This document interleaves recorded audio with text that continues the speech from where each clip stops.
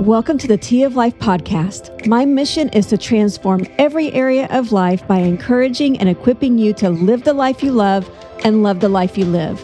I am your host, Tiffany Thompson. Thanks so much for joining me today on this episode of Tea of Life podcast. I am so glad that you're here. Last week, we chatted a little about the company that you keep and how always being the smartest person in the room is never a good idea. Also, after listening to that episode, one person said, "I have a hard time seeking wise counsel because I don't believe that I deserve it. And sometimes I have a hard time believing that someone else would want to spend their precious time leading me." Well, today, my friend, we're going to talk a little bit about that and the topic of self-sabotage. Self-sabotage is an issue that many people can struggle with, often without even realizing it. It manifests in various ways such as procrastination, negative self-talk, self-doubt, and even self-destructive behavior. At its core, self-sabotage is a pattern of thoughts and actions that prevent us from achieving our goals and living the life that we love to live.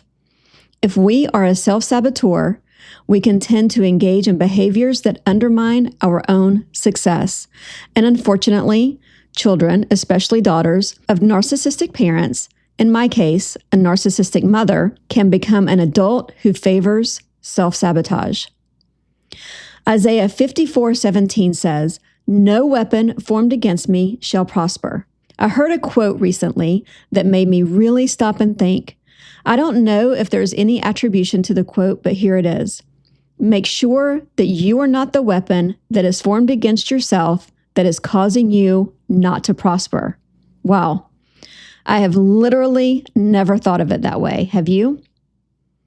Self-sabotage can happen when we feel that we may not deserve anything considered good. We can self-sabotage ourselves and not even know it. We can identify this behavior in ourselves by how we react when something good falls through or maybe doesn't happen at all. What are your immediate thoughts when something like this happens? Do your thoughts suddenly go to something like, "I knew this would happen. Nothing good ever happens to me"? Sometimes we can even be the victim of our own victimization, meaning we can tend to intentionally set things up in a manner to which they fail, just so we can prove to ourselves that we were right about it failing all along. This can even be a subconscious behavior that we don't realize we're doing. During the process of my healing, I realized that I had suffered from self-sabotage. This really isn't surprising since this trait seems to stem a lot from childhood experiences. When a parent blames their child for their own misery, it can deeply affect the child and create patterns of self-sabotage in adulthood. When this happens, it places an unfair emotional burden on the child, which distorts their sense of responsibility and self-worth. I can speak from personal experience that this is indeed true. The Lord gently revealed these truths about myself to me, and I began to see a pattern. I'd love to say that I have defeated this pattern, but I haven't. I think that this podcast can be a perfect example of this. I have a really hard time writing and releasing my thoughts and experiences. I continually think, no one wants to hear anything that I have to say, which is unfortunately my mom's voice in my head. And when I experience a time of minimal to no production, it only reinforces my self-sabotaging behavior. I realize that I have to press in and press on during this time. Another thing that I've learned about self-sabotage is that it produces internalized guilt and shame. A child can grow up feeling responsible for their parents' unhappiness, and that can lead to this guilt and shame. They can even punish themselves for their parents' failures or for not doing enough to keep their parents happy. But Romans 8:1 reminds us that there is no condemnation for those who are in Christ Jesus. It is not our responsibility to keep others happy. This remains throughout our entire life. As a child, and even into my adulthood, I was continuously told by my parents that my purpose for being born was to keep them young. I was born much later, after my brother and sister were a bit older, and my mom had decided to go back to college and get a degree in cosmetology. She had just graduated and opened her own salon. For the first few weeks of her pregnancy, my mom thought that she had a really bad case of the flu. But then her doctor began to consider otherwise, and to their amazement, he was right. And I really believe that my mom resented me for coming along when I did, as if I had anything to do with that. She reinforced this by telling me that she wished I had never been born. Then she and my dad decided to give me their own purpose and define that as me being responsible for keeping them young. Because of this, I literally grew up thinking that my sole purpose in life was to serve my parents and make sure that they never grew old. I never questioned it. It was completely ingrained in my whole being. Everything that I did revolved around this one belief. However, I vividly remember the day the Lord almost audibly spoke to me when I cried out to Him about this. It was in 2016, in the beginning stages of my breakthrough and healing. My dad had already passed away, and I was really struggling with spending time with my mom because any time that I spent with her usually ended in even more trauma for myself. It was definitely one of those instances that I talk about with leaving the person feeling worse about yourself than you did when you first arrived. During a time of struggle that seemed to happen very often, I literally cried out to the Lord and said, if my purpose in life is to keep my parents young, then why am I struggling so much with spending time with my mom? Why do I not even want to be around her at all? The Lord adamantly yet gently spoke very loudly to my heart and spirit and said, Tiffany, you were not born for your parents. You were born for me. Your parents were merely a vessel to get you here. I feel that this is also a very powerful reminder of our God-given identity and purpose. In the Bible, Jeremiah provides us with great assurance of this. Jeremiah 1:5 reminds us that we were known even before we were formed in our mother's womb. And before we were born, God had already set us apart. And then Jeremiah 29:22 says this, For I know the plans I have for you, declares the Lord, plans to prosper you and not to harm you, plans to give you hope and a future. I was driving at the time and I almost had to pull over because I was so incredibly emotional. This was the very first time that I had ever heard that I was born for a different purpose than what my parents had always told me. This was the first time I felt like I could finally let go of the guilt and shame that I had felt for not being able to fulfill my parents' own desires for me. I could let go of the guilt and shame of unfulfilling my mom's happiness. I could finally let go of condemnation and punishment for something that God never intended to be my responsibility to begin with. We are never responsible for someone else's happiness. Another symptom of self-sabotage would be fearing success. I often believe that my procrastination, which is also another symptom, with sharing my story is a fear that I might be successful at doing it. I can tell you that when someone tells me that they listened to my podcast and they liked it, I have a really hard time believing them and receiving that.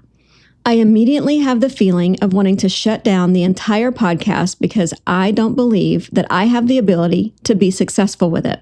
I have a fear of not being able to handle success and the responsibility that comes along with it. But I have to remember that Philippians 4:13 tells me that I can do all things through Christ who gives me strength. And it's these times that I not only need to remember it, but I need to believe it. If you don't struggle with self-sabotage, then you may not be able to understand the fear of being successful. Most people want to be successful. They want to be known, seen, and heard. I am uncomfortable with being seen. I found that I sometimes even forego saying something that the Lord may be prompting me to say inside a large group setting because I know that when I begin speaking, all eyes will be on me. I feel like I could just be fine flying under the radar, but that is not what God wants from me or is calling me to do. Being successful comes with a responsibility, and if we have this underlying feeling that we aren't enough or what we do isn't good enough, then we can feel like a fraud. This is where self-sabotage also fits into this. It can keep us from wanting to achieve our full potential. We can feel unworthy of the success that our efforts can bring. This can also lead to feelings of low self-worth, which can cause us to avoid taking initiative on something and fear that we will be the ones to ruin it. And not only that, but everyone will see it happen. At first, I actually didn't think about this being a symptom of self-sabotage, but while doing a bit of research for this talk, I realized that it is. I have recently struggled with this exact act and didn't even know it. My husband and I just replaced our flooring in our entire home. We had a pipe burst in our kitchen last summer, and we had to completely tear out parts of our kitchen and rebuild it from scratch. Part of the repair was our flooring. We tried our best to pick out new flooring, and it seemed to be taking forever with the procrastination process. However, my husband was wonderful to press me to make the final decision. Not because he didn't want to be responsible for the decision, but because he wanted me to be able to get what I wanted. I mean, saying this out loud sounds like it should have been a lot of fun, and I'm like, come on, girl, what is your problem? But I procrastinated doing this for quite some time because I just didn't want to make the wrong decision. In the whole grand scheme of things, it's only flooring, but I was still afraid of choosing something that may not be good enough. To be completely honest, I also may have felt a little unworthy of having this nice upgrade all over our house. I also knew that this brand new and beautiful flooring would bring additional attention when people came over. This is a perfect example of avoiding taking initiative in fear of making the wrong decision, along with a bit of not wanting to be seen at the same time. We've had our new flooring installed for a few months now, and it's absolutely beautiful and amazing. To think that I could have missed out on this grand opportunity due to my own insecurities and self-doubt is seriously troubling. Those with self-sabotaging tendencies also may have difficulty setting boundaries. The self-sabotage usually takes place due to a fear of rejection. And since setting boundaries could lead to rejection, or at least the feeling of rejection, it tends to sometimes be hard to achieve. I think that I've come a long way when it comes to setting boundaries, though, and I talk more about my experience with boundaries in episode 109. So if you want to hear that, go back and listen to that episode. A fear of rejection can cause us to not want to set proper boundaries with others in fear that we will be rejected. When I began to set healthy boundaries with my mom, she did begin to reject me even more. This only reinforced the fear of rejection that I had learned growing up. Whenever I would do something out of line or something that my mother didn't agree with, it would usually lead to her telling me that I was a thorn in her side and that she wished that I had never been born. She would then freeze me out, which meant that she would ignore me and pretend that I did not exist. And this would last until I came back around to her way of thinking. This is a manipulation tactic that others can use in order to get what they want. So in case you didn't know, a few more common examples of self-sabotage are procrastination, perfectionism, and negative self-talk. Do any of those resonate with you? I know they sure do with me. Remember the procrastination that I did with replacing our flooring? I didn't want to make a mistake, so I didn't do anything at all, which would have led to an even bigger mistake of never getting it done. And like I said, perfectionism also plays a big role in this too. I didn't want to make a mistake. I didn't want to pick the wrong flooring. The perfectionism trait completely shut me down from moving forward with a decision. It was like if I couldn't do it perfectly, I didn't want to do it at all. This wasn't true, but it seemed like I would have rather lived with a subfloor showing through than to be responsible for picking out flooring that I may have regretted. Knowing good and well that I was not going to be drawn to any flooring that I didn't like, I still had this fear of making a mistake. The negative self-talk sometimes sounds like this: I can't do anything right. I always screw things up, and I'll never be able to do this. It's possible that you've also said some of these things to yourself about yourself. A few more examples of negative self-talk would be, no one likes me. I'm such a failure. Things will never get better. I look awful. I don't deserve to be happy. It's all my fault. If I can't do it perfectly, I shouldn't do it at all. Do any of those sound familiar to you? By recognizing and addressing self-sabotage, we align ourselves with God's plan for our lives. We must remember that we are fearfully and wonderfully made. Psalm 139:14 says, I praise you because I am fearfully and wonderfully made. Your works are wonderful. We need to step into the strength and wisdom that the Lord has given us to overcome any obstacle, including those we place in our own path through self-sabotage. Let us remember that self-sabotage is a silent destroyer. They can hinder our ability to create the life that we love to live. And let's not be the weapon formed against us that is causing us not to prosper. Thanks so much for listening today. If you found this episode helpful and encouraging, please let me know. I'd love to hear from you. I pray that every episode of Tea of Life podcast helps you find the inspiration, healing, and even a few answers that you need in order to prosper and transform every area of your life. Thank you for listening to the Tea of Life podcast. If you have two friends who you know need to transform every area of life, please share this podcast or episode. Also, right now, before you forget, make sure to hit that subscribe or follow button, and that way you will never miss an episode. I cannot wait to meet you here again very soon.